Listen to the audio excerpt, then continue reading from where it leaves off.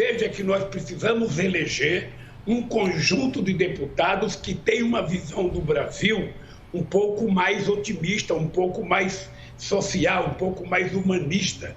Ou seja, a gente não pode continuar com um Congresso, sabe, que tornou o presidente da República refém. Você vai perceber que desde a proclamação da República, a gente não tem um presidente boquiroto, que falou muita bobagem das eleições e que virou refém do Congresso Nacional, como o Bolsonaro. Você não tem na história, em nenhum momento, essa coisa de orçamento secreto, em que os deputados passam a ter mais força do que os governadores nas negociações com os prefeitos, porque os prefeitos não têm mais que procurar o governador para discutir uma obra, ele procura um deputado. Os deputados viraram quase Deus. Sabe, não é o deputado que administra o orçamento, é o poder executivo que elabora o orçamento, aprova o orçamento e executa o orçamento. Você veja que o Bolsonaro não executa nada. Se eu perguntar para vocês qual é a obra que o Bolsonaro fez em São José dos Campos ou no Vale do Paraíba, vocês não saberão dizer porque não tem. Então, esse é o dado concreto.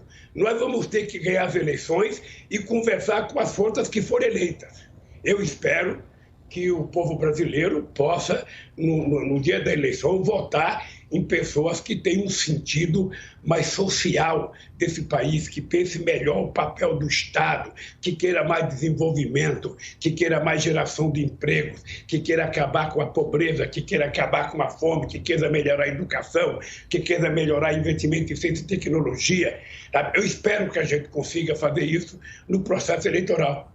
Mas, quando você é eleito presidente, você vai ter que conversar com quem foi eleito, meu caro. O ideal seria que o PT pudesse eleger todos os deputados. Não vai acontecer.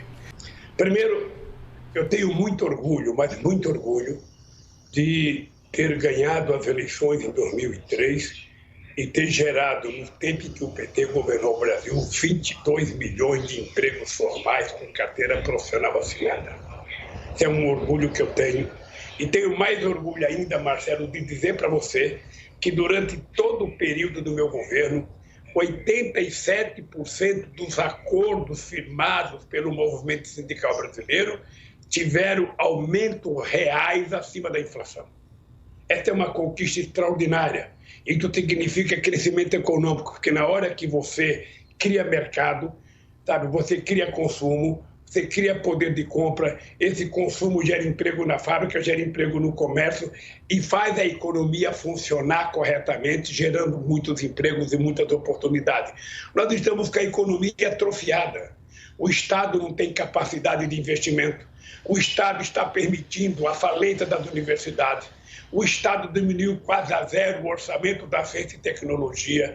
O Estado destruiu o INPE. O Estado nunca visitou, sabe, nunca deu importância, sabe, para o ITA vender a Embraer da forma mais escabrosa possível. Ainda bem que a Boeing depois não pôde ficar com a Embraer. A Embraer era um centro de excelência nos investimentos em tecnologia e da credibilidade tecnológica do país. A Embraer era a terceira empresa de aviação do mundo. Eu tive o prazer de viajar a muitos países, ô Marcelo, vendendo avião da Embraer, fazendo propaganda de avião da Embraer, pedindo para empresários e para governos comprarem avião da Embraer. Porque cada avião comprado da Embraer, eu sabia que tinha, sabe, um trabalhador produzindo uma pequena peça daquele avião. Mas o que é que nós temos que fazer agora? Primeiro, nós temos que recuperar o crescimento econômico. O crescimento econômico ele se dá de duas formas. Primeiro, o presidente da República tem que ter muita credibilidade, tem que ter um modelo econômico que seja previsível. Você precisa convencer, sabe, a sociedade interna e externa para que haja investimento. De preferência, se você puder convencer, o investimento direto externo é muito importante, mas você precisa convencer os empresários internos a fazer investimento. Os empresários serão convencidos de duas formas. Uma, se ele perceber que o governo está acreditando no que ele fala e o governo colocar dinheiro, porque o poder público tem que ser, em muitos casos, o indutor do desenvolvimento. E segundo, se tiver mercado para comprar aquilo que as pessoas vão produzir. Se o povo tiver falido Se o povo estiver devendo como hoje, 74% das famílias estão endividadas. Se o povo não tiver poder de compra, ninguém vai investir porque não tem para quem vender. Eu posso dar um exemplo para você entender isso, Marcelo. Quando eu deixei a presidência em dezembro de 2010, o Brasil vendia 3.800.000 carros. Hoje o Brasil está vendendo menos de 2 milhões de carros. Ou seja, 12 anos depois, a gente está vendendo metade dos carros que a gente vendia em 2010. Isso significa o quê? Significa desemprego, significa fechamento de empresa, significa retração no mercado e significa menos investimento. Menos investimento é menos emprego é menos salário é menos consumo. Menos consumo significa empobrecimento do país. Então nós precisamos fazer isso e nós vamos fazer. Por isso é que eu tenho dito, a solução não tem mágica.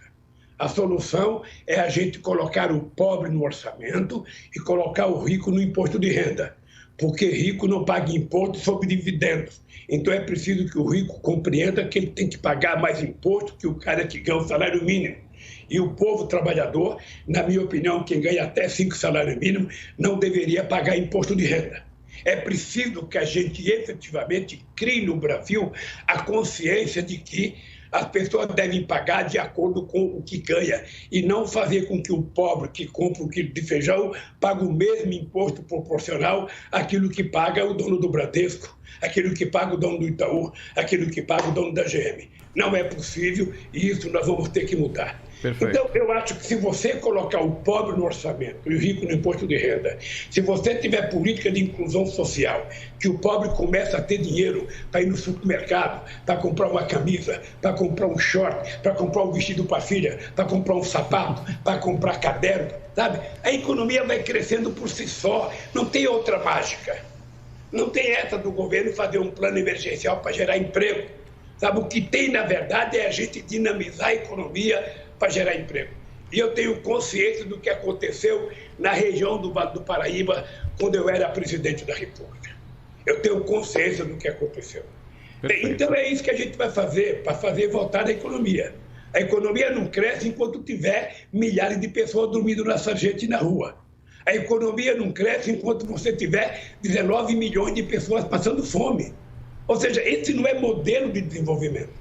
Hoje nós vivemos no Brasil numa situação, Marcelo, em que não tem um gesto do governo federal de investimento. Se você analisar o orçamento que o Bolsonaro aprovou agora, você vai perceber que é o menor investimento do governo em toda a história da República. Se o governo não tem dinheiro para investir, se o governo não é indutor do investimento, quem vai investir? Se você fosse empresário e você percebesse que o governo não acredita nele mesmo, que o governo não investe, por que você vai tirar seu dinheiro da conta do banco para fazer investimento?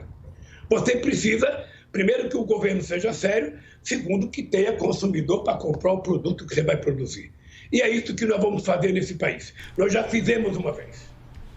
Você está lembrado, Marcelo, que quando eu cheguei na presidência, as pessoas diziam: o Brasil está quebrado, o Lula não vai conseguir governar, o Brasil está devendo 30 bilhões para o FMI, o Brasil não está conseguindo pagar as suas importações, o Brasil não está conseguindo fazer isso, não está conseguindo fazer aquilo. Eu vou te dar um exemplo do milagre.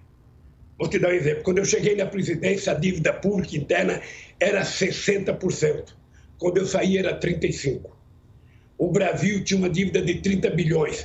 Nós pagamos 30 bilhões do FMI, ainda emprestamos 15 bilhões para o FMI e deixamos 370 bilhões de dólares na reserva, que deu ao Brasil uma garantia que ele jamais teve na sua história.